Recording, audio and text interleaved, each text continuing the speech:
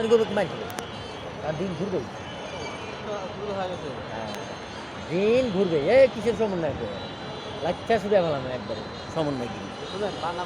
মানে কোনো কিছু স্থায়ী না না আওয়ামী লীগ স্থায়ী ছিল আমি ওটাই বলছি ওদের শোন বিএনপি স্থায়ী না কেউ স্থায়ী না আমি বলছি